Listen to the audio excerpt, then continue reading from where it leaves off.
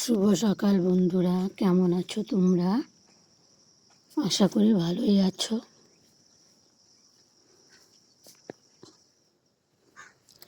দেখো, এর আগে ড্রাগন ফ্রুটের ফুল দেখিয়েছিলাম, আজকে ফলটাও দেখিয়ে দিলাম। কি সুন্দর পেকে গিয়েছে।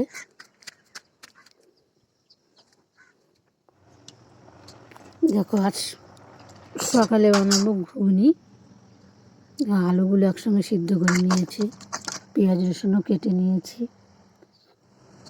আলুগুলো ছুলে নেব।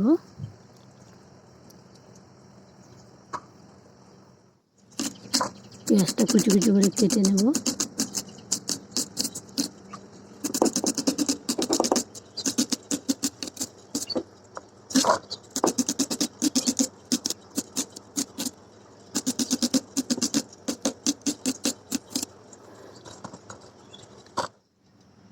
মশলাটা বেটে নেব। লঙ্কা, রসুন, আদা,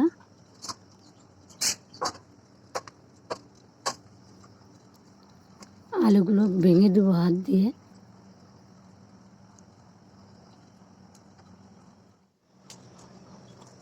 জিরাটার সঙ্গে বেটে নেব।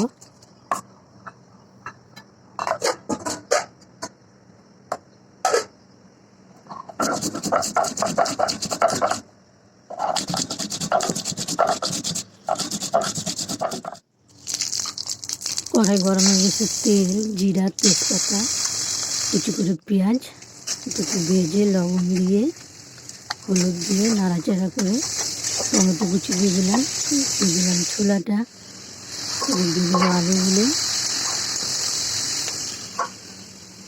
মশলাটা বাটা হয়ে গেছে, মশলাটা দিয়ে দেবো।